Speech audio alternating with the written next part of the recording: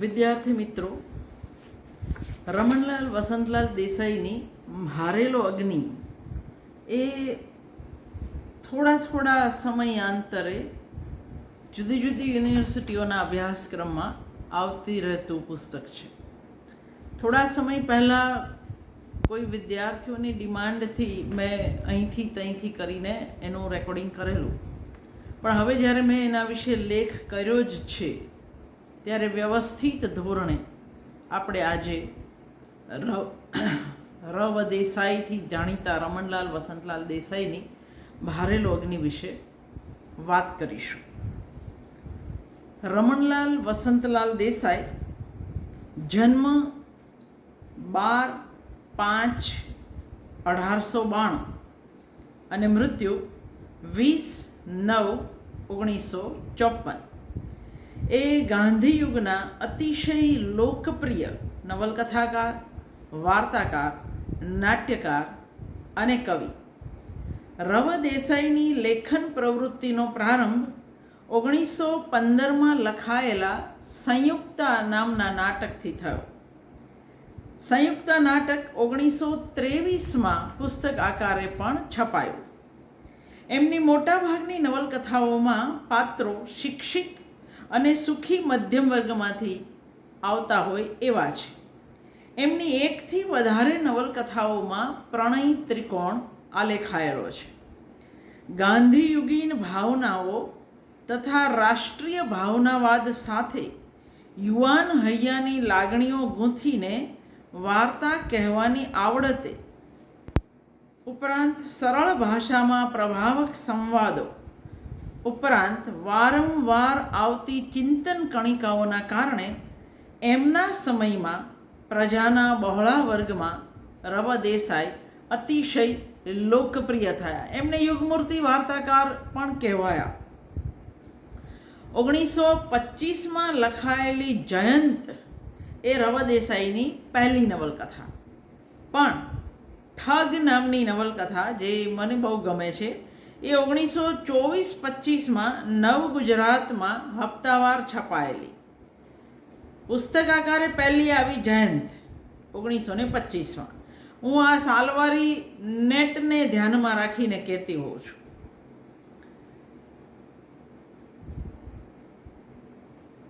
ઠગ પછી શિરીષ 1927, દિવ્યચક્ષુ 1932, પૂર્ણિમા 1932, ગ્રામલક્ષ્મી ભાગ 1-4 1933થી 37ની વચ્ચે લખાયેલા 4 ભાગ, ભારેલો અગ્નિ 1935.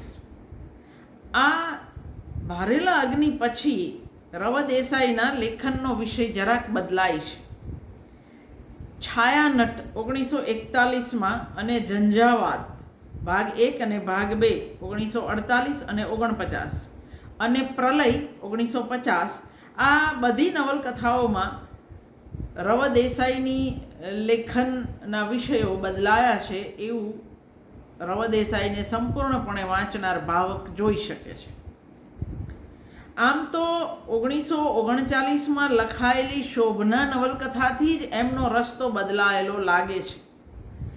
દૃષ્ટિહીન શિક્ષણ પ્રયોગો, સ્વાર્થી નેતાઓની વાત કરતા લેખક છાયાનટ નવલકથામાં હડતાલ તથા કોમી રમખાણોનું ચિત્રણ કરે છે. પ્રલય નવલકથામાં એમણે સમગ્ર માનવ જાતનો વિનાશ કલ્પ્યો છે. પ્રલય 1950માં લખાય. સૌંદર્ય જ્યોત 1951, સ્નેહદૃષ્ટિ 1953. આ બધી નવલકથા ઉપરાંત એમણે 9 વાર્તા સંગ્રહ આપ્યા છે, જેમાં 140 જેટલી વાર્તાઓ પણ મળે છે. ઉપરાંત એમણે આત્મકથા લખી છે. 2 કાવ્ય સંગ્રહ 1935માં નિહારિકા અને 1954માં શમણા. આ 2 કાવ્ય સંગ્રહ પણ એમની પાસેથી મળે છે. ગણિકાઓ, જેને આપણે આજે વેશ્યા કહીએ છીએ, એ ગણિકાઓના જીવનનો સમાજશાસ્ત્રીય આલેખ અપ્સરા નામે 5 ગ્રંથોમાં 1943થી 1949 વચ્ચે એમણે આલેખ્યો છે. તો આ રવ દેસાઈનો લેખનની અંદર કેટલા કેટલું બધું એમણે લખ્યું છે. આપણે એક ભારેલો અગ્નિ નથી વાંચી શકતા, જ્યારે હકીકતે બધી નવલકથાઓ વાંચવી જોઈએ. અને ખાસ તો ક્યારેક આપણને પૂછે કે 4 ભાગમાં લખાયેલી ગુજરાતી નવલકથાઓ, નવલત્રયી તો ઘણી છે. એ ઝેર તો પીધા જાણી જાણી હોય, રઘુવીરભાઈની ઉપરવાસ કથાત્રયી હોય, ગોકુલ મથુરા દ્વારકા એ કથાત્રયી હોય. પણ 4 ભાગમાં તો સરસ્વતીચંદ્ર, પછી રવદેસાઈની ગ્રામલક્ષ્મી અને જયંત ગાડિતની સત્ય ભાગ 1 થી 4, અને કોઈએ કહેવું હોય તો માનવીની ભવાઈ બીજો ભાગ, ભાંગ્યાના ભેરું ત્રીજો ભાગ, ગમ્મર વલોણું 1 અને ગમ્મર વલોણું 2. તો માનવીની ભવાઈ આ રીતે 4 ભાગ સુધી ચાલી છે. કથાત્રયીમાં મુનશીની પાટણની પ્રભુતા, ગુજરાતનો નાથ અને રાજાધિરાજ પણ આવે, કારણ કે આવા પ્રશ્નો આપણને ગૂંચવતા હોય છે. તો હવે ભારેલો અગ્નિ, વિજયરાય વૈદ્યનો સામયિક કૌમુદી, એની અંદર ભારેલો અગ્નિ હપ્તાવાર છપાયેલી. 1935માં ભારેલો અગ્નિ પુસ્તક આકારે પ્રકાશિત થાય છે. અને મેં જ્યારે 2024માં ફરી એકવાર એને વાંચી, તે એનું 21મું પુનર્મુદ્રણ છે. એ દર્શાવે છે કે આ નવલકથા વારે વારે અભ્યાસક્રમમાં પસંદ થવાના કારણે વિદ્યાર્થીઓએ વાંચવી તો પડે છે. 1857માં અંગ્રેજ સત્તા સામે ભારતીય પ્રજાએ ખેલેલા પ્રથમ સ્વાતંત્ર્ય સંગ્રામને આલેખતી આ કલ્પનારંગી નવલકથામાં કાલ્પનિક પાત્રોની સાથે ભારતીય ઇતિહાસના જાણીતા પાત્રો ઝાંસીની રાણી લક્ષ્મીબાઈ, મંગળ પાંડે, તાત્યા ટોપે વગેરે હાજર છે. એમની હાજરીને કારણે અને 1857ના ઘટનાક્રમને કારણે આપણા મોટા ભાગના વિવેચકોએ ભારેલો અગ્નિને ઐતિહાસિક નવલકથા તરીકે ઓળખાવી છે. આ નવલકથાના લેખકે પ્રસ્તાવનામાં એવું લખ્યું છે કે વાર્તાના પાત્રો કલ્પિત છે. ઐતિહાસિક નામ ધારણ કરતા 2-3 પાત્રોની કાર્યશ્રેણી પણ કલ્પિત છે. માત્ર બળવાને પ્રેરનારા તત્વો અને બળવાની નિષ્ફળતાના કારણોનો વાર્તાના ઘડતરમાં ઉપયોગ કર્યો છે. રુદ્રદત્તની અહિંસામાં આજના ગાંધીયુગનો કોઈને ભાસ થાય એ સહજ છે, પરંતુ બળવાના વર્ષમાં જન્મેલા કંઈક સ્ત્રી પુરુષો હિન્દુસ્તાનમાં હજી હયાત છે. હજી એટલે એમણે લખી ત્યારે ધર્મ અને મતાંતરને સહી લેવાની વૃત્તિ એ વખતે જાગૃત થતી જતી હતી એમ કહીએ તો વધારે પડતું ગણાશે નહીં. હિન્દુ ધર્મના અહિંસાના મહાસિદ્ધાંતને રાજદ્વારી વલણ આપવાની ઝાંખી દૃષ્ટિનો એ સમયમાં આરોપણ છેક અસત્ય નહીં ગણાય. 1954માં ચોથી આવૃત્તિની પ્રસ્તાવનામાં પણ લેખક ફરીવાર લખે છે, કારણ કે ત્યાં સુધીમાં વિવેચનો થઈ ચૂક્યા છે, કે રુદ્રદત્તના પાત્રમાં વિકસેલી અહિંસાની ભાવનાને ઐતિહાસિક માનવાની થયેલી ટીકા અંગે વિચાર કર્યા પછી મને લાગે છે કે 1857માં એ ભાવના શક્ય હોય એ વિચાર મારા માટે દૃઢ બનતો જાય છે. એમણે આ બહુ લાંબી પ્રસ્તાવનામાં ખુલાસો કર્યો છે કે જેમ જેમ હું ભારતીય સંસ્કૃતિ વિશે વાંચતો જાઉં છું એમ મને એવું લાગે છે કે અહિંસાના બીજ આપણે ત્યાં પડ્યા. એટલે એમને કહેવું એ છે કે મેં ગાંધીમાંથી નથી લીધું, ભારતીય સંસ્કૃતિમાંથી જ લીધું છે. મને લાગ્યા જ કર્યું છે કે એક અગર બીજા સ્વરૂપે અહિંસા ભારતીય ઇતિહાસમાં અમર રહેલી છે, કદાચ આખી માનવ સંસ્કૃતિમાં. લેખકે કરેલો આટલો લાંબો બચાવ હું અહીં એટલા માટે રજૂ કરું છું કે અહિંસા ભલે ભારતીય સંસ્કૃતિની દેન હોય, પણ રુદ્રદત્તની વાતોમાં તમને સ્પષ્ટપણે ગાંધી પડઘાતા વારે વારે દેખાશે. આમ થવામાં કશું ખોટું નથી, છતાં રવદેસાઈએ આટલો લાંબો બચાવ કેમ કર્યો એ મને પ્રશ્ન થાય. અહિંસાની તથા પ્રજાના રાજ્યની રુદ્રદત્ત જે વાત કરે છે એ ગાંધીજીએ સ્પષ્ટ શબ્દોમાં પહેલીવાર આપણા ઇતિહાસમાં કરી. લેખક ભલે એના મૂળ પ્રાચીન ભારતીય સંસ્કૃતિમાં શોધવા મથામણ કરે, પણ આપણે સમગ્ર નવલકથાની ચર્ચા દરમિયાન રુદ્રદત્ત અને ગાંધીની વાતોમાં ક્યાં ક્યાં સરખાપણો દેખાય છે એ નોંધતા જઈશું. એટલે કોઈ દલીલ કર્યા વગર આપોઆપ રવ દેસાઈની સામે દલીલ થઈ જશે. મને નાનેથી ભારેલો અગ્નિ અતિશય પ્રિય. અત્યારે જ્યારે વાંચતી હતી ત્યારે 10મી વાર વાંચતી હતી, અને ત્યારે નવલકથા તો ગમી જ, પણ સાથે સાથે એની ઘણી બધી મર્યાદાઓ પણ નજરે ચડી.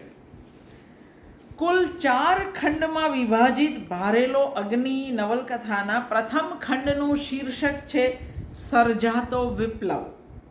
સર્જાતો વિપ્લવમાં 11 પ્રકરણ છે. બીજો ખંડ અપકવ ભડકો, એમાં 23 પ્રકરણ છે. ત્રીજો ખંડ સિંહનું ભૂમિશયન, એમાં 8 પ્રકરણ છે. અને અંતિમ ચોથો ખંડ જીવનની પાર, એમાં 7 પ્રકરણ છે. આમ કુલ 49 પ્રકરણની આ નવલકથાના લગભગ દરેક પ્રકરણના આરંભે નાનાલાલ, કલાપી, પ્રેમાનંદ, કાંત વગેરેની વિષય અનુરૂપ કાવ્ય પંક્તિઓ લેખકે ટાંકી છે. દરેક પ્રકરણનો અંત પછીનું પ્રકરણ વાંચવાની આતુરતા જગાવે એ પ્રકારનો છે. હપ્તાવાર છપાયેલી હોવાના કારણે આવો અંત કદાચ અનિવાર્ય બન્યો હોય એવું કહી શકાય.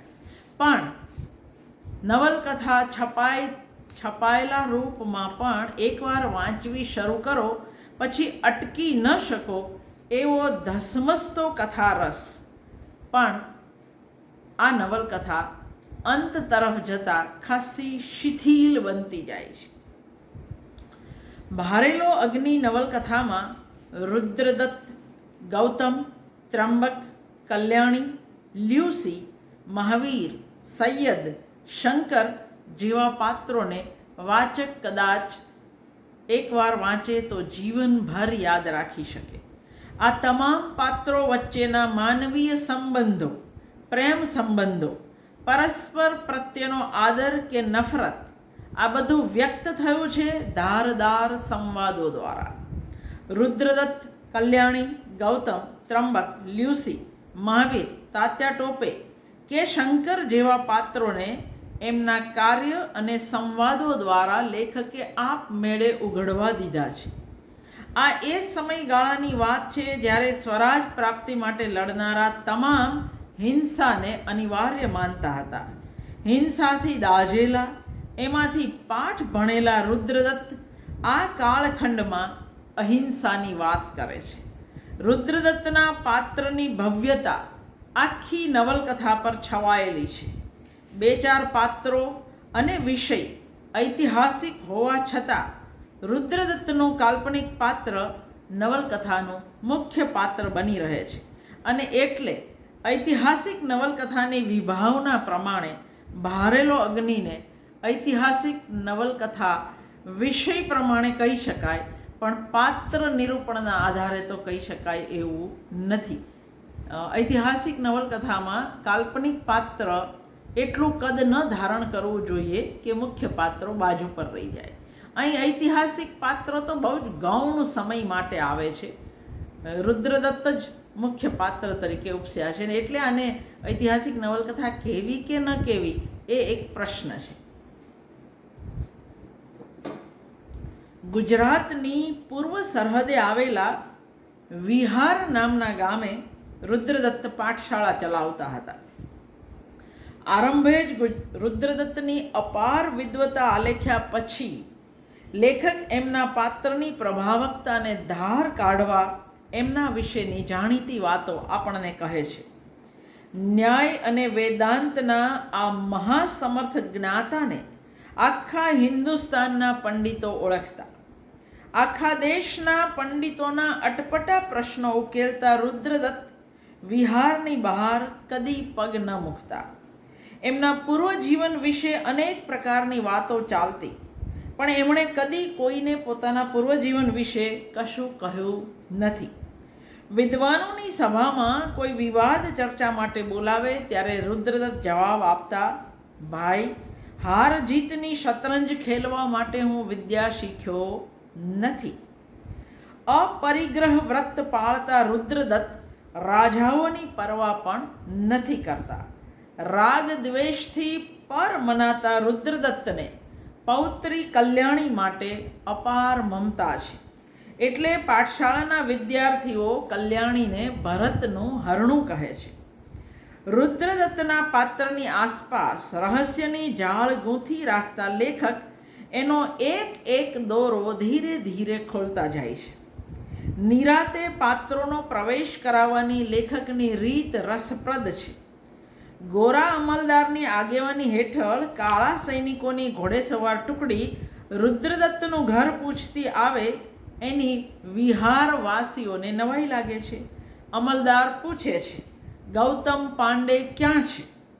રુદ્રદત્તે તો એના શિષ્ય ગૌતમને 2 વર્ષથી જોયો જ નથી. એ તો અંગ્રેજ સૈન્ય સાથે યુદ્ધના મોરચે લડવા માટે પરદેશ ગયેલો છે. પણ અમલદાર રુદ્રદત્તની વાત માનવા તૈયાર નથી. એ સત્તા બતાવવા જાય એટલે ગુસ્સે થયેલો ત્રંબક ગુટકાનો ઘા કરતા, ગુટકા એટલે તમારા જમાનાના નહીં હો, જેની અંદર પોથી રહેતી હતી તેને ગુટકા કહેતા. ગુટકાનો ઘા કરતા ત્રાડે છે, મારા ગુરુનું અપમાન એ મારા એકલાનું નહીં પણ આખા આર્યાવર્તનું, બ્રાહ્મણત્વનું અપમાન છે. વાચક જો કે અહીં સમજી ગયો છે કે કલ્યાણીએ ગૌતમને ઘાસની ગંજીમાં છુપાવ્યો હતો અને ત્રંબક એ વાત જાણતો હતો.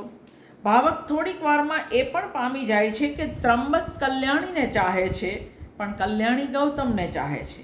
કલ્યાણીને ત્રંબક અને ગૌતમ એક સરખા વહાલા લાગે છે પણ ત્રંબક પ્રત્યે એને બહેન જેવો ભાવ જાગતે અને ગૌતમ પ્રત્યેના એના ભાવને રુદ્રદત્ત પણ ઓળખતા હતા, જાણતા હતા, સમજતા હતા. લ્યુસીનો ત્રંબક વિશેનો ભાવ પણ રુદ્રદત્ત સમજી ગયા હતા. કલ્યાણી તો ગૌતમને મોઢા પર જ કહી ચૂકી હતી, મારા મનથી હું તને પરણી ચૂકી છું. જોકે ગૌતમનું હૈયું એક ક્ષણે અને પછીથી પણ વીરરસ અને શૃંગાર રસ વચ્ચે ઝોલા ખાયા જ રાખે છે. રુદ્રદત્ત ગૌતમની હાજરી માટે નન્નો ભણે એટલે પાદરી જોન્સન અંગ્રેજ અધિકારીને કહે છે, રુદ્રદત્ત કદી જૂઠું બોલે જ નહીં. તમે જો એમને કંઈ કર્યું હોત તો આ આખો પ્રદેશ સળગી ઉઠત, તમારામાંથી કોઈ ન બચત. રુદ્રદત્ત પાદરી મિત્રને કહે છે, એમને કહો હું ગૌતમને સંતાડું નહીં અને મારો ગૌતમ સંતાવવું પડે એવું કશું કરે પણ નહીં. પાઠશાળા પહોંચ્યા પછી રુદ્રદત્તને જાણ થાય છે કે કલ્યાણીએ ગૌતમને છુપાયો છે. એટલે રાતના અંધારે ગૌતમને અંગ્રેજ અધિકારીને સોંપીને જતા રુદ્રદત્ત ગૌતમને કહેતા જાય છે, ગૌતમ મારી આશીષ છે, સાચ મૂકીશ નહીં અને હિંસાને ફરી અડકીશ નહીં. પ્રભુ તારું કલ્યાણ કરે. અંગ્રેજ અમલદાર પીટર પાદરી જોન્સનને કહે છે, આજનું આ દ્રશ્ય હું કદી નહીં ભૂલું. એક નિશસ્ત્ર વૃદ્ધ હિન્દી મૃત્યુને ભેટવા ઊભો રહ્યો. જવાબમાં પાદરી કહે છે, આપણે હિન્દીઓને સમજીશું તો જ રાજ્ય કરી શકીશું. લેખક પીટર્સ પાસે જાણે ભવિષ્ય કથન કરાવતા હોય એમ બોલાવડાવે છે. પીટર્સ કહે છે, મને નથી લાગતું કે આપણે રાજ્ય કરી શકીએ. એક નિશસ્ત્ર મનુષ્ય આખી લશ્કરની ટુકડી સામે વગર ભયે ઊભો રહ્યો. એવા થોડા મનુષ્યો હોય તો આપણા લશ્કરોને નિરર્થક ન બનાવે. બારડોલી સત્યાગ્રહ, ધરાસણા સત્યાગ્રહ, એમાં ખરેખર આ સાચું પડેલું. પાદરી અને રુદ્રદત્ત એકમેકને સ્નેહાદરથી જુએ છે. એની પીટરને જેટલી નવાઈ લાગે છે એટલી વાંચનારાને પણ લાગે છે. પાદરી જોન્સન માટે ગામ લોકોની ફરિયાદ ધર્માંતરણની પ્રવૃત્તિ અંગે હતી, પરંતુ ધર્મ પરિવર્તનનો ડર બતાવતા દરેક સમયના શાસક કે નેતાને રુદ્રદત્તનો આ જવાબ તમાચા જેવો લાગી શકે. રુદ્રદત્ત કહે છે, ખ્રિસ્તી આપણી વચ્ચે રહે એટલાથી જો આપણે ખ્રિસ્તી બની જઈએ એવો ભય હોય તો આપણે ખરેખર ખ્રિસ્તી બની જવું જોઈએ. રુદ્રદત્તે પાદરીને મદદ કરી ત્યારે નવાઈ પામીને જોન્સને એમને પૂછેલું, હું તો આપનો દુશ્મન છું, બધાને ખ્રિસ્તી બનાવવા માંગુ છું, તોય તમે મને મદદ કરી? રુદ્રદત્તનો જવાબ અદ્ભુત છે. ભલે તમે એમ માનો, આર્ય ધર્મીને કોઈ દુશ્મન નથી. અમારા ધર્મમાં કશું સત્વ તત્વ નહીં દેખાય એ દિવસે બધા ખ્રિસ્તી થશે. એમાં હું કે તમે શું કરી શકીએ? પાદરી પૂછે છે, પંડિતજી, તમે આર્ય ધર્મનો પ્રચાર કેમ નથી કરતા? રુદ્રદત્ત જવાબમાં કહે છે, એ ધર્મને પ્રચારની જરૂર નથી. એ સનાતન ધર્મ છે. સર્વ ધર્મોના બીજ એમાં રહેલા છે. ખ્રિસ્તી, મુસલમાન, યહૂદી, કોઈ પણ ધર્મ પૂર્ણ વિકાસની ભૂમિકાએ આર્ય ધર્મ જ બની જાય છે. પછી અમે પ્રચાર શા માટે કરીએ? પીટર્સ ગૌતમને પકડવા શા માટે આવ્યો હતો એની વાત લેખક પછીથી માંડીને કરે છે. ઇંગ્લેન્ડે તુર્કીને મદદ કરવા મોકલેલા લશ્કરમાં ગૌતમ પણ એક અધિકારી હતો. પીટર્સ એમની ટુકડીનો ઉપરી હતો. ગૌતમ અને મંગળ પાંડેની બહાદુરીને કારણે અંગ્રેજ સૈન્ય બહુ મોટી મુશ્કેલીમાંથી ઉગરી ગયેલું. એટલે પીટર્સ આ બંને બહાદુરોને શાબાશીના અધિકારી ગણાવી ઇનામ માટે એના નામ ઉપર મોકલે છે. પણ કાળા લોકો તરફ અતિશય તિરસ્કાર ધરાવતા જેક્સનને આ નથી ગમતું. જો આ જ જેક્સન છે જે નવલકથાના અંતે ગૌતમનું ખૂન કરશે. ગૌતમ ગુરુને કહ્યા વગર યુદ્ધ મોરચે ગયો હતો, પણ યુદ્ધમાં પોતે આચરેલી ક્રૂરતા પછી એને કલ્યાણી અને રુદ્રદત્તની તીવ્ર યાદ આવે છે. એ પાઠશાળા જવા ઉતાવળો થયો છે, પણ મંગળ પાંડેની ભાંગને જેક્સને અભડાવી અને એને કારણે લડાઈ થઈ. એમાં ગૌતમ અને મંગળના કપાળે ફાંસીની સજા લખાઈ ગઈ. હિન્દુસ્તાન જતા વહાણમાં સૈનિકોની ટુકડીની સાથે પાછા ફરતા મંગળ અને ગૌતમ બંને મિત્રો મોત માટે તૈયાર છે. પણ બેઉનો મિત્ર સૈયદ અઝીઝ ઉલ્લાહ એમને નાસી જવાની પ્રેરણા આપે છે. દરિયામાં કૂદી પડેલા મંગળ ગૌતમને પકડવા પીટર્સ લશ્કરી ટુકડી સાથે વિહારની પાઠશાળામાં પહોંચ્યો હતો. એ ઘટના સાથે કથાતંતુ જોડી લેખક વાર્તાને આગળ વધારે છે. હકીકતે એ બેઉની ફાંસીની સજા માફ થઈ ગઈ હતી, એટલે ગૌતમ હવે વિહારમાં રહી શકે એમ હતો. મંગળને રુદ્રદત્તની શાંતિ અને અહિંસાનો ડર લાગ્યો હતો, એટલે એ રુદ્રદત્ત પાસે આવવા તૈયાર નથી. એને ડર છે રુદ્રદત્ત હથિયાર મુકાવી દરભાસને બેસાડી દેશે. મંગળ પાંડે અને સૈયદ અઝીઝ ઉલ્લાની દોસ્તી વિશે લાંબી વાત કર્યા પછી લેખક લખે છે, બંનેના આચાર અને ઉચ્ચારમાં ફેર હતો, પરંતુ એ ભિન્ન આચાર અને ઉચ્ચારની પાછળ એક જ પરમ તત્વનું દર્શન પામવા બંને મથતા હતા. સેંકડો વર્ષના સહવાસથી હિન્દુ અને મુસલમાન એટલું તો સમજી શકતા હતા કે ધર્મ એ ઝઘડાનો વિષય નથી. મુસલમાનના હાથનું પાણી બ્રાહ્મણ નહોતો પીતો એ ખરું, પણ ગામનો પુરોહિત અને કાજી એકબીજાને પવિત્ર માની શકતા હતા. સ્પર્શ એ તિરસ્કારનો વિષય નહોતો. લેખકની આ વાત સાથે સંમત થઈ શકાય. આ વાતની સાક્ષી મોટા ભાગની ભારતીય નવલકથાઓ આપે છે. 1857માં હિન્દુ મુસ્લિમ ખભે ખભા મિલાવીને લડ્યા હતા એનો ઇતિહાસ પણ સાક્ષી છે. મંગળ પાંડે વિશે લેખકે જ્યાં તક મળી ત્યાં એના ગુસ્સા વિશે, ઉતાવળિયા સ્વભાવ વિશે, ધર્મ ભ્રષ્ટતા બાબતે એના આળા અને આકરા વલણ વિશે વાત કરી છે. એક જગ્યાએ તો લેખક સીધું જ કહે છે મંગળ વિશે કે મંગળને સાત્વિકતાનો, શાંતિનો ખપ નહોતો. એને હવે પાણીપત અને હલ્દી ઘાટીના સપના આવતા હતા. એને રુદ્રદત્તનો ભય લાગતો હતો. કલ્યાણીનો સાદ સાંભળી મંગળ પાંડે ગૌતમને ચેતવતા કહે છે, યાદ રાખજે, આશ્રમમાં એક નહીં પણ 2 પાશ છે, 2 બંધન છે, સંભાળજે.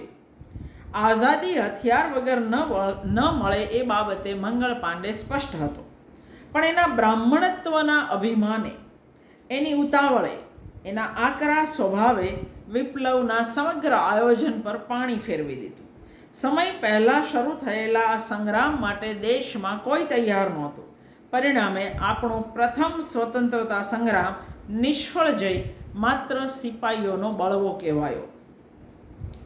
રુદ્રદત્ત એમના જીવનમાં ક્યારેક શસ્ત્રધારી હતા. એમની પાસે હથિયારોનો મોટો સંગ્રહ હજી પણ હતો.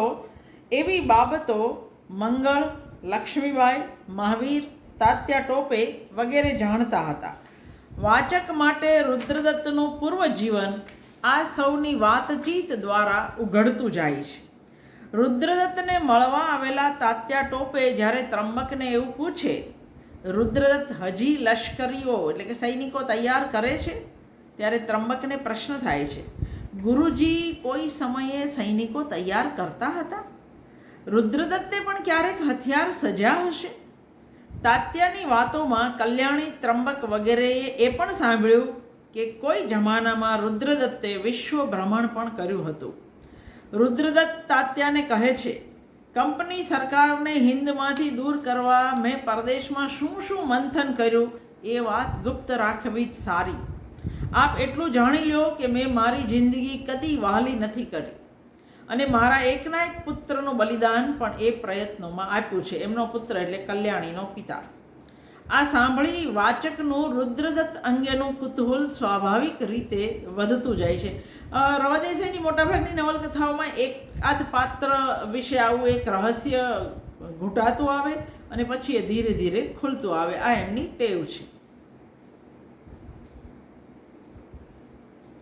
રુદ્રદત્ત સાથેની વાતચીત દરમિયાન તાત્યા ટોપે ભૂતકાળની ઘટનાઓના ઉલ્લેખથી મહેણું મારે છે. એક ગુજરાતી ઉત્તરમાંથી મુસલમાનોને લાવ્યો એટલે કે માધવ, અને બીજો ગુજરાતી દરિયામાંથી ફિરંગીઓને લાવ્યો. ગુજરાતે દેશની સારી સેવા કરી.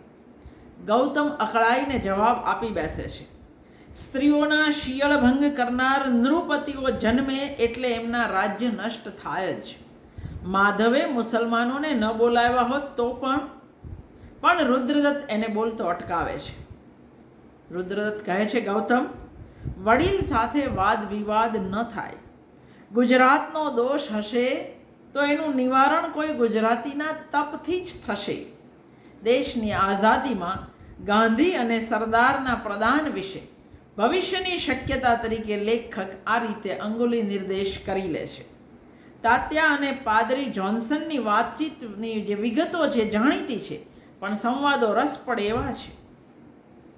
જોન્સન કહે છે, લોકોને કેળવણી કેવી અપાઈ છે તે જુઓ. તાત્યા કહે છે, કેળવણી કારકુનો બનાવવા અપાઈ છે. જોન્સન કહે છે, પણ આગગાડી? તાત્યા કહે છે, એ તો તમારા લશ્કરોને વહી જવા માટે. જોન્સન કહે છે, તમારા ઠગ પિંઢારાના મૂળિયા કાઢ્યા. તાત્યા કહે છે, અને એમને સ્થાને ઉજળા ઠગ પિંઢારા બેસાડ્યા. તાત્યા અને રુદ્રદત્ત એકાંતમાં મળે ત્યારે તાત્યા પોતાના આવવાનું કારણ જણાવે. કંપની સરકાર સામે થવાની તૈયારી વિશે વાત કરે. પણ રુદ્રદત્ત કહે છે, પેશવાઈ ગઈ એમાં કશું ખોટું નથી. અને તાત્યા ટોપે અકળાય છે. પણ રુદ્રદત્તનો જવાબ સ્પષ્ટ છે, બ્રાહ્મણોથી રાજા બની શકાય જ નહીં. દર્ભાસનને બદલે સિંહાસન ખોળતો બ્રાહ્મણ જગતને ભારરૂપ છે. વાતે વાતે અકળાઈ જતા તાત્યા ટોપેને રુદ્રદત્ત ક્રોધ ન કરવા સમજાવે છે. પણ તાત્યા તાડુકી ઉઠે છે. પેશવા ભસ્મ થયા, છત્રપતિ ભસ્મ થયા, પેલો મહેસૂરી મુસ્લિમ કેસરી એટલે કે ટીપુ સુલતાન એ પણ ભસ્મ થયો. બાદશાહી અલોપ થઈ, અયોધ્યાની નવાબી ડૂબી અને શીખ વનરાજને પાંજરે પૂર્યા. હવે રહ્યું શું? રુદ્રદત્ત એકદમ ટાઢા કોઠે તાત્યાને ડામતા હોય એમ કહે છે, આપણી એવી જ પાત્રતા હશે. રુદ્રદત્ત હવે જે કહે છે એમાં ઈચ્છા તો ગાંધી, સરદાર, નહેરુ અને અન્ય તમામ નેતાઓની પ્રગટ થાય છે. રુદ્રદત્ત કહે છે, અનેક રજવાડાઓએ હિન્દુસ્તાનને નિર્માલ્ય બનાવ્યું છે. એ રાજ્યોની અતિશયતાએ ભૂતકાળના હિંદને ડૂબાડ્યું છે અને ભાવિ હિંદને પણ એ જ ડૂબાડશે. કાળચક્ર ભલે સૌ પર ફરી વળે. 1857નો સ્વાતંત્ર્ય સંગ્રામ કોઈ રાજા, નવાબ, પેશવા કે બાદશાહ માટે હતો, પ્રજા માટે નહોતો. બધા પોતપોતાની સત્તા માટે લડતા હતા, એ બહુ સ્પષ્ટ છે. એના આ સ્વાતંત્ર્ય સંગ્રામમાં પ્રજા કેન્દ્રમાં તો શું, પરિઘ પર પણ નહોતી. એટલે રુદ્રદત્ત તાત્યાને પાયાનો પ્રશ્ન પૂછે છે, કંપની સરકારને તમે દરિયા પાર હડસેલશો પછી શું? કંપની સામે લડવા નીકળનારાઓએ આ અંગે તો વિચાર્યું જ નહોતું. એટલે રુદ્રદત્ત કહે છે, ચોખ્ખું એમ કહો ને કે નાના સાહેબ પેશવા બનશે અને બહાદુરશાહ જફર બાદશાહ બનશે. તાત્યા કહે છે, એ તો ખરું જ ને, એ સિવાય યુદ્ધ શા માટે? રુદ્રદત્ત કહે છે, રાજ્યને ખાતર થતા યુદ્ધ શાપિત છે. યુદ્ધ જીવનનો મારો અનુભવ મને કહે છે, યુદ્ધ જેવો નિરર્થક અને નિર્દય વ્યાપાર બીજો એકેય નથી. તાત્યા કહે છે, યુદ્ધ વગર કંઈ પણ મળ્યું છે? રુદ્રદત્ત કહે છે, યુદ્ધથી મળેલું કંઈ પણ શાશ્વત રહ્યું છે? તાત્યા માને છે કે એ લોકોની લડાઈ હિન્દની ગુલામી ટાળવા માટેની છે. પણ રુદ્રદત્ત એમને મોઢા પર જ પરખાવે છે, આપ હિન્દની ગુલામી ટાળવા નથી માંગતા, પણ આપ પેશવાઈ સ્થાપવા માંગો છો, મોગલાઈ સ્થાપવા માંગો છો. એ પેશવાઈ અને મોગલાઈ બંને જેમાં સમાઈ જાય એવું એક રાજ્ય શોધી કાઢો. પેશવાઈ અને મોગલાઈને ફરી સજીવન નહીં કરો તો કંપની આપોઆપ ઉખડી જશે. આપ હિન્દ માટે, આખી હિન્દી જનતા માટેનું રાજ્ય રચો. કંપની પેશવાને હટાવી શકી, મોગલાઈને તોડી શકી, પરંતુ હિન્દની પ્રજાને તોડી શકશે નહીં. રાજ્ય પ્રજાનું છે, રાજાનું કે રાજાના પુત્રનું નહીં. મોગલાઈ અને પેશવાઈએ કરેલી ભૂલ મહેરબાની કરીને ફરીથી ન કરો. પણ એ ભૂલ ત્યારે થઈ. પણ તાત્યા પોતાની સ્વામી નિષ્ઠા એટલે કે પેશવા પ્રત્યેની નિષ્ઠાથી આગળ જોવા માંગતા નથી. એમને રુદ્રદત્તની વાત નથી ગમતી. તાત્યા ત્રંબક સમા લડવૈયાને સાથે લઈ જવા રુદ્રદત્તને મનાવી લે છે. પણ ત્રંબકને લ્યુસી સાથે જોઈ ગયેલો હેનરી નામનો અંગ્રેજ ત્રંબકને છરો મારે છે. એટલે તાત્યા ટોપેએ પાઠશાળામાંથી ખાલી હાથે જ વિહાર છોડવું પડે છે. કલ્યાણીને લગ્નમાં પહેરવા હીરા જડિત પહોંચી આપતા તાત્યા અચાનક અટકી જાય છે. એમણે કદાચ કલ્યાણીના કપાળે લખાયેલું વૈધવ્ય જોઈ લીધું. જોકે વાચક તરીકે મને એક સાદો પ્રશ્ન થાય કે કલ્યાણીનું ભાવિ જોઈ શકતા તાત્યા ટોપે પેશવાઈ કે દેશનું ભાવિ કેમ નહીં જોઈ શક્યા હોય? આવો એક પ્રશ્ન આપણને થાય.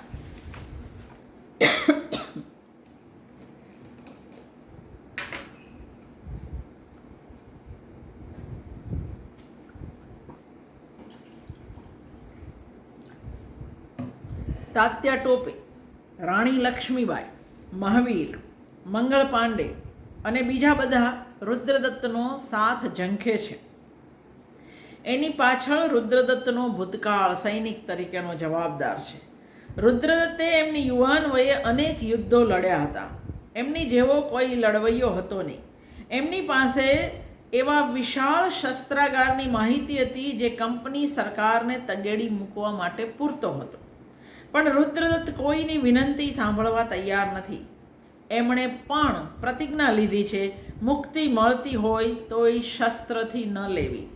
રુદ્રદત્ત એ બાબતે સ્પષ્ટ છે કે હિન્દુસ્તાન રાજાઓની વિલાસિતા, પરસ્પરની ઈર્ષાને કારણે ગુલામ થયું હતું. વંશ પરંપરાગત રાજ્ય વારસાની મહાઅનિષ્ટ સંસ્થાને હિન્દુસ્તાને ઓળખી નહીં. એને પાળવા પોષવામાં અને શણગારવામાં સાચી સ્વતંત્રતા લુપ્ત થઈ ગઈ તોય સૈનિકો અને મુત્સદીઓ સમજ્યા નહીં. રાજામાં પ્રજા અને રાજભક્તિમાં પ્રજાભક્તિ વિસરાઈ ગઈ. સમર્થ વ્યક્તિનું પૂજન એ સર્વનો ધર્મ છે, પરંતુ એ વ્યક્તિના પુત્રો, પૌત્રો અને પ્રપૌત્રોને પણ યોગ્ય ગણી પૂજા કરવાની ભૂલ બુદ્ધિમાનો કેવી રીતે કરતા હતા એ રુદ્રદત્તને સમજાતું નથી. તાત્યા ટોપે પણ એ જ રસ્તે જઈ રહ્યા હતા. રુદ્રદત્ત મનોમન વિચારતા જાણે કે ભાવિ ભાગતા હોય એમ કહે છે, આ છેલ્લો રાજયજ્ઞ, પેશવાઈ અને મોગલાઈ તેમાં હોમાઈને ભસ્મ થશે ત્યારે જ હિન્દમાં મોગલાઈ પેશવાઈથી પર રહેલી કોઈ રાજ્ય ભાવના જાગૃત થશે. રુદ્રદત્ત ગોરાઓ જાય એટલી વાતથી રાજી નથી. એમને તો હિન્દુસ્તાનીઓનો પામર લોભ, શુદ્ર સ્વાર્થ, નિર્વીર્ય માનસ કોરી ખાતા હતા. સ્વદેશાભિમાન વગર આપણો ઉદ્ધાર નથી એ બાબતે રુદ્રદત્ત સ્પષ્ટ હતા. અહીં આ નિમિત્તે હિંસક ક્રાંતિ અને ગાંધીની અહિંસક ક્રાંતિની તુલના આપોઆપ થાય છે. અંગ્રેજોની જે ચાલ રુદ્રદત્ત સમજે છે તે વિપ્લવમાં સક્રિય લોકો સમજી શક્યા નથી. પ્રજા જાગે તો જ અંગ્રેજ જાય એવું રુદ્રદત્ત માને છે, અને જે પછીથી ખરેખર થયો, અને એ પણ શસ્ત્ર વગર અહિંસાના બળે થયો. કોઈ પેશવા, રાજા કે બાદશાહ માટે નહીં, પણ પ્રજા માટે રાજ્ય બન્યું. રુદ્રદત્ત માત્ર હિન્દની આઝાદીનું નહીં, વિશ્વ શાંતિનું સપનું જુએ છે. એમણે ગૌતમને કહ્યું પણ હતું, હું અગ્નિ પ્રગટતો જોઉં છું. કોઈ રાજા કે રાજકુટુંબ હિન્દનો ઉદ્ધાર કરી શકે એ માન્યતા એ અગ્નિમાં ભસ્મ થઈ જશે, અદૃશ્ય થઈ જશે. અને ખરેખર એવું થયું. જોકે આઝાદીના આટલા વર્ષો પછી આજે આપણને એવું કહેવાનું મન થાય કે મૂળભૂત રીતે આપણી પ્રજા વ્યક્તિ પૂજક હતી, એટલે જ રાજા, નવાબ, બાદશાહ વગેરેએ આપણા પર શાસન કર્યું. કારણ કે આપણે લોકશાહી દેશમાં પણ પહેલેથી વ્યક્તિ પૂજક જ રહેતા આવ્યા છીએ. રુદ્રદત્ત ગૌતમને વિપ્લવમાં ભાગ લેવાની ના નથી પાડતા. એટલે ગૌતમ પૂછે છે, આપ તો યુદ્ધની વિરુદ્ધ છો, તો મને જવાની રજા શી રીતે આપો છો? રુદ્રદત્ત જવાબ આપે છે, માનવીનું મન હજુ યુદ્ધ ભૂમિકાએથી ઊંચે નથી ગયું. યુદ્ધની નિરર્થકતા સમજવા માટે લાખોનો સંહાર જરૂરી છે. રુદ્રદત્ત અને ગૌતમ વહેલી સવારે સ્નાન માટે નદીએ જતા હતા ત્યારે કોઈ ગૌતમના હાથમાં રોટી આપીને કહેતું ગયું, 8 ચપાટી વહેંચો, 8 જણને ખબર કરો, કંપની જાય છે. ગૌતમને સમજ ન પડી, પણ રુદ્રદત્ત સમજી ગયા. એમણે કહ્યું, હિન્દમાં બળવાના પગરણ મંડાઈ ચૂક્યા. બળવો ફેલાવવાની આ તો આપણી બહુ જૂની પ્રથા. બળવાની આવી એંધાણીઓ વિહારના ભૈરવનાથના મેળામાં પણ દેખાય છે. ભૈરવનાથનો આ મેળો આપણી જાનપદી નવલકથાના મેળાથી સાવ જુદો છે. ગૌતમ અને મહાવીર વચ્ચે લાઠી યુદ્ધ તથા અન્ય અંગ કસરતોના પ્રયોગો આપણને ગણરાજ્યોની યાદ અપાવે એવા છે. ગૌતમ મહાવીર વચ્ચેના લાઠી યુદ્ધથી રુદ્રદત્ત અને મહાવીર વચ્ચેના 30 વર્ષ જૂના સંબંધ વિશે ગૌતમ ત્રંબકની સાથે સાથે વાચકોને પણ ખબર પડે છે. રુદ્રદત્તના પાત્રની આસપાસ ગૂંથાયેલી રહસ્ય જાળ આ રીતે ધીરે ધીરે ઉકેલાતી જાય છે. ભૈરવનાથના મેળામાં કમળ લઈને બેઠેલો ફકીર પૈસા ફેંકનાર પાસે એવું બોલાવડાવે છે, હિન્દુ મુસલમાન ભાઈ અને હિન્દુ મુસલમાન એક. બધા હિન્દુ ભાઈ તો બોલી દે છે, પણ એક બોલવામાં એમનું હિન્દુપણું ઓછું થઈ જતું હોય એ મૂંગા રહેતા હતા. એટલે ફકીર એને પૈસા પાછા આપતો હતો. મુસલમાનોએ પણ હિન્દુ જેવું જ કર્યું. ફકીરે એમને પણ પૈસા પાછા આપ્યા. એટલે પેલાએ દલીલ કરી, અરે હું મુસલમાન, તમે પણ મુસલમાન, તો મારા પૈસા શા માટે ન ખપે? મુસલમાન તો એક છે ને. ફકીર જવાબ આપે છે, હિન્દુ સાથે એક ન થયો હોય તો તે મુસલમાન નહીં, અને મુસલમાન સાથે એક ન થયો હોય તે હિન્દુ નહીં. 1857ના વિપ્લવના પાયામાં હિન્દુ મુસ્લિમ એકતા હતી એ અંગ્રેજોને પણ સમજાઈ ગયેલું. એટલે જ 1857 પછી પદ્ધતિસર અંગ્રેજોએ હિન્દુ મુસ્લિમ વચ્ચેની સાવ પાતળી તિરાડને દિવાલ જેટલી પહોળી કરવાનું કામ કર્યું. આ જેને સાચે સમજવું એણે the communal triangle of India નામનું અશોક મહેતાનું અને અચ્યુત પટવર્ધનનું પુસ્તક વાંચવું. 1857 પછી ખરેખર અંગ્રેજો આ ચાલ ચાલ્યા, જેને આપણા નેતાઓએ પછી આઝાદી પછી પણ ચાલુ રાખ્યું. ગૌતમ ફકીરને ઓળખી ગયો એ મંગળ અને ગૌતમનો દોસ્ત સૈયદ અઝીઝ ઉલ્લાહ હતો, જે હકીકતે બળવો ફેલાવવાના મિશન પર નીકળેલો હતો. બળવાની તારીખ નક્કી કરવા ભેળા થયેલા બધાના મોઢા પર બુકાની હતી. શંકર નામનું પાત્ર કઈ રીતે રુદ્રદત્તની જાસૂસી કરે છે એ પણ અહીંથી ધીરે ધીરે ઉઘડતું આવે. પહેલાં કંપની સરકારે એને રાખેલો અને હવે મહાવીર વગેરેએ રાખ્યા છે. કંપની સરકારને રુદ્રદત્તનો ભય હતો એટલા માટેની જાસૂસી કરતા હતા, પણ પછી એમને લાગ્યું કે હવે આ કંઈ ડર લાગે એવો છે નહીં, એટલે છોડી દીધું. અને વિપ્લવવાળાઓને મહાવીર, તાત્યા ટોપે વગેરેને બધાને ખબર છે કે આની પાસે એક બહુ જ મોટો શસ્ત્ર ભંડાર છે, એટલે એમણે શંકરને રોક્યો છે. આ દલીલોમાં સામે આવી ગયેલા મહાવીર અને રુદ્રદત્ત એમના કદ કાઠી અને પ્રચંડ અવાજથી પરખાઈ જાય છે. પછી બધા બુકાનીઓ દૂર કરે છે. અહીં એક બુકાની દૂર થતાં એમાંથી કલ્યાણી પણ પ્રગટ થાય છે. રુદ્રદત્તની અહીં જે દલીલો છે એ બિલકુલ ગાંધીની જ દલીલો છે. રુદ્રદત્ત કહે છે, સ્વતંત્ર બનવું હોય તો ધર્મયુદ્ધ કરો. એક ગોરાને મારવો એ ઈચ્છામાં જ પાપ રહેલું છે. યુદ્ધ કરો તો ધર્મ ન ભૂલશો. યુદ્ધમાંથી હિંસા ગાળી કાઢો. મહાવીર કહે છે, હિંસા વગર યુદ્ધ થયા સાંભળ્યા છે? રુદ્રદત્ત કહે છે, ન સાંભળ્યા હોય તો તમે સંભળાવો નવેસરથી. મહાવીર કહે છે, કેવી રીતે? રુદ્રદત્ત કહે છે, વ્યક્તિનો સ્વાર્થ અને વ્યક્તિના વેરઝેર ઘોળીને પી જાઓ, પછી થનાર યુદ્ધમાં તમને શસ્ત્રોની જરૂર નહીં પડે. આ સભા વિખેરાય પછી કલ્યાણી અને ગૌતમ વચ્ચેના સંવાદો બિલકુલ ચકમક જરે એવા, વાચકને રોકી રાખે એવા છે, જેમાં ગૌતમ કલ્યાણીને ત્રંબક સાથે પરણી જવાની સલાહ આપે છે. ગૌતમને દલીલોમાં હંફાવતી કલ્યાણી એને કહે છે, તને ખબર છે, મારા મનથી હું તને પરણી ચૂકી છું. અને ગૌતમની બધી જ દલીલો અહીં વિરામ લે છે. મંગળ, તાત્યા ટોપે, મહાવીર બધા જ રુદ્રદત્તને વિપ્લવમાં જોડાવા ન સમજાવી શક્યા. સૌ એમની અહિંસાથી દૂર ભાગ્યા. ત્યારે છેલ્લે રાણી લક્ષ્મીબાઈ એમને મનાવવા આવે છે, જેનું વાલનું નામ છબીલી હતું. કલ્યાણી અને લક્ષ્મીબાઈ બંનેના આગ્રહથી રુદ્રદત્ત તૈયાર થાય છે, પણ શરત મૂકે છે, હું કહું ત્યારે સઘળા ક્રાંતિકારીઓએ હથિયાર મૂકી દેવા પડે. એ શરત સૌને કબૂલ હોય તો હું તમારા ભેળો જ છું. લક્ષ્મીબાઈ વિચારમાં પડે છે. રુદ્રદત્ત કહે છે, હથિયાર કરતાં હું વધારે કિંમતી હોઈશ એમ જાણીશ એટલે તરત હું મળીશ. રુદ્રદત્ત જાણે છે કે આ સૌ પોતપોતાના રાજ્ય માટે લડે છે, કોઈને પ્રજાનું રાજ્ય ખપતું નથી. એટલે જ ત્રંબક ગુરુને કહે છે, આપ પ્રજાને રાજ્ય અપાવો ને. રુદ્રદત્તનો જવાબ છે, પ્રજાને રાજ્ય જોઈએ તે ક્ષણે મળી રહેશે. ઈશ્વર ગાદી પર બેઠો હોય તો પણ પ્રજાને ના કહેવાની કોઈનામાં તાકાત નથી. ક્રાંતિકારીઓ અને કંપની સરકાર બંનેએ રુદ્રદત્ત પર હંમેશા જાસૂસી કરી છે. સૌ જાણે છે રુદ્રદત્ત પાસે વિશાળ શસ્ત્રાગાર છે. રુદ્રદત્ત શંકર જેવા ચતુર જાસૂસની નજર ચૂકાવી એ ભંડારનો વિનાશ કરે ત્યારે ત્રંબક ગુરુને રોકતા કહે છે, આનો સદુપયોગ કરો ને. પણ ગુરુનો જવાબ છે, જગત સમસ્તની યુદ્ધ સામગ્રી જે દિવસે હોળીમાં હોમાશે એ દિવસે જગતમાં નવું પર્વ ઉજવાશે. શસ્ત્ર છોડશે તે દિવસે મનુષ્ય પશુ મટશે. બલિદાનનો જગતમાં એક જ અર્થ થાય છે, સ્વવધ, અન્યનો વધ નહીં.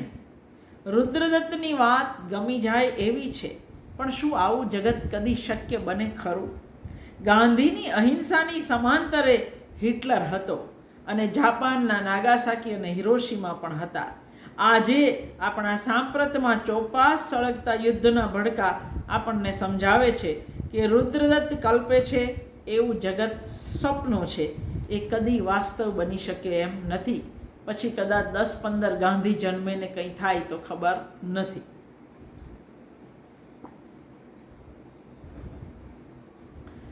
મંગળ પાંડેની ઉતાવળે એને ભલે બળવાનો પહેલો શહીદ બનાવ્યો, પણ ક્રાંતિને નિષ્ફળ બનાવી. નક્કી થયેલી તારીખના 2-2.5 મહિના પહેલાં મંગળે બંદૂક ઊંચકી. દેશમાં કોઈ આ માટે તૈયાર નહોતું. પરિણામે નરી અરાજકતા વ્યાપી વળી, જેને કાબૂમાં લેવામાં અંગ્રેજોને ઝાઝી તકલીફ ન થઈ. મંગળ પાંડેને પણ પછીથી પોતાની ભૂલ સમજાઈ.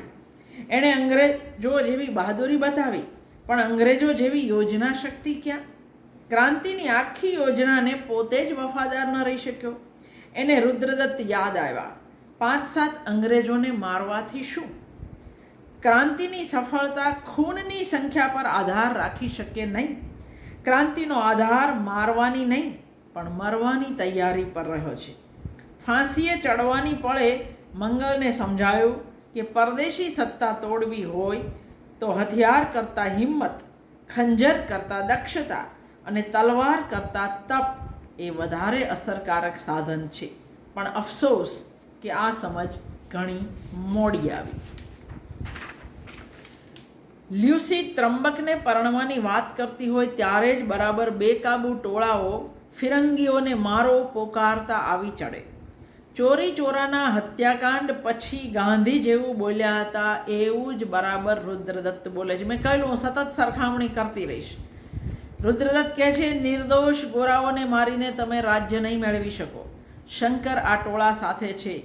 મહાવીરે શંકરને કહી રાખેલું, શસ્ત્ર ભંડારનો નાશ કરે તો રુદ્રદત્તને રહેસી નાખજે. શંકર રુદ્રદત્તને કહે છે આપ બાજી ન બગાડો, આપનો તો વિપ્લવને આશીર્વાદ છે. અકળાયેલા રુદ્રદત્ત કહે છે જે વિપ્લવમાં તિથિ તારીખ સચવાય નહીં એવી અધિરાય હોય, જે વિપ્લવમાં વેરઝેરથી બળી રહેલી વ્યક્તિઓના સ્વાર્થ સાધવાની તરકીબો હોય, જે વિપ્લવમાં કવાયતી લશ્કર સાથે બિન કવાયતી ગુંડા ભેગા ભળતા હોય એ વિપ્લવને મારા આશીર્વાદ ન હોય. સ્વાર્થી ધ્યેય રહિત વિપ્લવ એ પરાળનો ભડકો છે, એ જાતે જ બળીને બુઝાઈ જશે. શંકર ટોળાને ઉશ્કેરવા મથે છે પણ રુદ્રદત્તનો પ્રચંડ પ્રભાવ ટોળાને શાંત પાડે છે. રુદ્રદત્ત ગંભીર નાદે કહે છે શંકર, હું જીવું છું ત્યાં સુધી આ અશસ્ત્રોને હાથ અડાડવાની કોઈની મજાલ નથી. પણ શંકર કહે છે ત્યારે તમે જીવશો જ નહીં, અને એ ગોળી છોડે છે. રુદ્રદત્તને ગોળી મારનાર શંકરને લાતો અને લાઠી મારનાર ત્રંબકને રુદ્રદત્ત મરતી વેળા કહે છે તારો જોટો ન જડે શિષ્ય બાબતે. દીકરા પણ લે, પ્રતિજ્ઞા લે કે કોઈ દિવસ હથિયાર ન ઝાલવું. રુદ્રદત્તનું તર્પણ વેર લઈને ન થાય. ત્રંબકને ટાઢો પાડતા ગુરુ કહે છે હાથમાંથી શસ્ત્ર તજીને અને મનમાંથી ઝેર તજીને જ મારું તર્પણ થાય. એ પણ જે લે તે મારા દેહને અગ્નિદાહ આપે. એ પણ લેનાર કોઈ ન મળે તો મારા દેહને એમનો એમ છોડી દેજો. ત્રંબક દલીલ કરે છે ગુરુ સાથે, મારે હજી કલ્યાણીને સંભાળવી પડશે. રુદ્રદત્ત કહે છે મને ભય છે, તારે લ્યુસીને પણ સંભાળવી પડશે. તો એ હું વગર શસ્ત્રે કેમ કરીને કરીશ? વગર શસ્ત્રે શત્રુઓને ન સંભાળી શકાય એવી દુનિયામાં ન રહેવું. ત્રંબક કહે છે એટલે? રુદ્રદત્ત કહે છે દુનિયાને શસ્ત્ર રહિત કરવી અગર તો દુનિયામાંથી ચાલ્યા જવું. ગૌતમ મળે તો પરણી જજે એવું કલ્યાણીને કહી રુદ્રદત્ત પ્રાણ ત્યજે છે. શસ્ત્ર છોડવાનું પણ લઈ ત્રંબક અંતિમ સંસ્કારની તૈયારી કરે છે. ત્યારે જ બરાબર ગૌતમ અને સૈયદ મારતે ઘોડે આવી પહોંચે છે. રુદ્રદત્તને મારવાની યોજના કરનાર મહાવીરે જ ગૌતમને રુદ્રદત્તની હત્યા રોકવા માટે દોડાવ્યો. પણ રસ્તામાં શિવાલયમાં આશરો પાદરી જોન્સન અને એમના પત્નીએ આશરો લીધેલો અને ટોળું પાછળ પડેલું એને બચાવવામાં ગૌતમને મોડું થયું. એ રુદ્રદત્તને બચાવી શક્યો નહીં. સૈયદ ગૌતમ વગેરે જે બોલે છે એ ગાંધી હત્યા પછી બોલાતું હોય એવું જ લાગશે. સૈયદ કહે છે એ તો અમારા સૂફી સંત હતા, અમારા ઓલિયા હતા, કુરાન તો એમના મોઢે હતું. પાદરી, સૈયદ અને ગામના લોકો જે બોલે એ બધું ગાંધીને આબાદ લાગુ પડે છે. પાદરી કહે મારો ખરો મિત્ર અદૃશ્ય થાય છે. સૈયદ કહે છે પાદરી સાહેબ એ તો માનવી માત્રનો મિત્ર હતો. પાદરી કહે છે અંગ્રેજો એને મિત્ર બનાવી શક્યા નહીં. ગામના લોકો કહે છે હિન્દીઓએ એને ઓળખ્યો નહીં. સૈયદ કહે છે હિન્દુ, મુસ્લિમ અને કિરિસ્તાનની એ ત્રિવેણી, આજે એ ત્રિવેણી રેતીના રણમાં ગુમ થઈ. ગૌતમને કલ્યાણીની ચિંતા છે, પણ રુદ્રદત્તની વિદાયે કલ્યાણીને જાણે કે વજ્રની બનાવી દીધી. એ ગૌતમને સ્પષ્ટ શબ્દોમાં કહે છે તું શસ્ત્ર મૂકીશ ત્યારે તને પરણીશ, પણ મારી દયા ખાઈને તું શસ્ત્ર છોડીશ તો હું તને પરણવાની નથી. કાં તો વિજયી બનીને શસ્ત્ર ફેંકી દે, અથવા ગુરુજી માંગતા હતા તેવું શસ્ત્રથી ચડિયાતું કોઈ અહિંસક શસ્ત્ર શોધી શસ્ત્રને બાજુ પર મૂક. હું તે ક્ષણે તારી બની જઈશ. અને ખરેખર જ મૃત્યુ પથારી પર હથિયાર ફેંકનાર ગૌતમ સાથે કલ્યાણી પરણે છે. એને ખબર છે ગૌતમ જઈ રહ્યો છે. ગૌતમ પાછળ મરવા તૈયાર થયેલી કલ્યાણીને રોકતા ત્રંબક કહે છે, તારા અને મારા જીવનમાં લલચાવા જેવું શું છે કલ્યાણી? હા, આશાભંગ, ભસ્મસ્તંભ સરખા આપણા જીવનને ખરી લાલચ મૃત્યુની છે. મૃત્યુથી ન લલચાઈશ કલ્યાણી. પોતાની જાતને રાખનો માણસ, ભસ્મનો માણસ કહેતા ત્રંબકને વાચક કદી નહીં ભૂલી શકે. ગૌતમે પણ સમય કરતાં વહેલી શરૂ થયેલી ક્રાંતિની વિફળતા જોઈ લીધી હતી. એ જ્યાં ને ત્યાં જોઈ રહ્યો હતો. ક્રાંતિકારીઓની સાથે દેખાદેખી કરનારા, લૂંટફાટ ઈચ્છનારા, અંગત વેરઝેરથી ભરેલા અને માત્ર પ્રતિષ્ઠાને ચાહનારા અનેક માણસોનો સંઘ ઉભરાતો હતો. એમનામાં સંયમ ન હતો, તાલીમ ન હતી, ધ્યેય ઘેલછા ન હતી, હતો માત્ર ગોરાઓનો વિરોધ. એક તો બળવો વહેલો થયો અને બીજું બ્રિટિશ છત્રછાયામાં આરામ સલામતી અનુભવતા રાજાઓને સાહસ કરવાની કોઈ ઈચ્છા નહોતી. એમને બિનજોખમી સત્તા અને પરાક્રમ રહિત પ્રતિષ્ઠામાં જીવવામાં મજા પડતી હતી. વિજયના દ્રશ્યો પાછળ શિથિલ સંયમમાંથી ઉદ્ભવતો પરાજય ગૌતમ જોઈ શક્યો હતો. યુદ્ધના મેદાનમાં મૃતદેહોના ઢગ વચ્ચે ગૌતમને લાગ્યું જાણે રુદ્રદત્ત એને પૂછતા હતા, સંહારમાંથી સ્વાતંત્ર્ય મળ્યું? જ્યાં જ્યાં સંહાર ત્યાં ત્યાં મૃત્યુ. મૃત્યુ પર રચાયેલા કેટલા સ્વાતંત્ર્ય જીવ્યા છે? યુદ્ધના મેદાનમાં ફરતા ગૌતમને રુદ્રદત્તનો અવાજ રોકી રહ્યો છે. પડેલા સૈનિકોના ઢગ વચ્ચે મરતા જેક્સનને ગૌતમ પાણી પાવા નમે છે અને જેક્સન કટાર વડે ગૌતમ પર જીવલેણ ઘા કરે છે. મરતો મરતો જેક્સન બોલતો જાય છે, તને મારી, મેં કંપનીને બચાવી, તું હોત તો. રુદ્રદત્ત અને ગૌતમ બે હોત તો જાણે ક્રાંતિ વિફળ ન જાત, હિન્દ આઝાદ થાત, એવી સર્જક કલ્પનાએ અનાયાસે ગૌતમના પાત્રનું કદ વધારી દીધું છે. 1857ની ક્રાંતિ નિષ્ફળ નીવડી એની પાછળ લેખક 2-3 કારણો સામે આંગળી ચીંધે છે. 1. મંગળ પાંડેની ઉતાવળને કારણે નરી અરાજકતા વ્યાપી. 2. રાજાઓને પોતાની સલામતી અને સત્તામાં રસ હતો એટલે એમણે ક્રાંતિથી અંતર રાખ્યું. અને 3. રુદ્રદત્ત માનતા હતા એમ બધા પોતીકી સત્તા માટે લડતા હતા, પ્રજા માટે, દેશ માટે કોઈ નહોતા લડતા. આ નવલકથાના સંવાદો તો મેં ઘણા બધા લીધા, પ્રાણવાન છે જ, પણ ક્યાંક ક્યાંક ભાષા પણ મોહી લે એવી ઓજસ્વતી છે. દાખલા તરીકે રુદ્રદત્તના મુખ પર સ્મિત આવ્યું, જાણે હિમગીરી પર પ્રકાશ છવાયો. ગોળી વાગ્યા પછી લ્યુસી અને કલ્યાણીના ખભે ઢળી પડતા રુદ્રદત્ત માટે લેખક લખે છે, જાણે ઉષાની બેલડી પર ધવલગીરી ઢળ્યો. શ્વેત દેહને વીંટી વળવા મથતા અગ્નિએ આહલાદભેર સોના ચાંદીના ફુવારા ઉડાડ્યા. આવી ઓજસ્વતી ભાષા છે. અંત તરફ શિથિલ બની જતી નવલકથામાં લેખક કોઈ પણ વાત કે વિષય અંગે સતત ફિલસૂફી ડોળતા જ રહ્યા છે. આમ તો આખી નવલકથામાં ગુરુ વિશે, બ્રાહ્મણો વિશે, સતી વિશે, ગૌતમની માતા સતી થઈ એ નિમિત્તે લાંબુ લચક સતી પુરાણ એમણે કર્યું છે. હિન્દની ગુલામી વિશે, બળવાની નિષ્ફળતા વિશે જાણીતી વાતો વારંવાર થતી રહી છે. હિન્દુઓ વિરોધી ટીકા ટિપ્પણ પણ બધે ઉપકારક નથી નીવડતા. અહિંસાની વાત શબ્દ ફેરે સતત થઈ છે.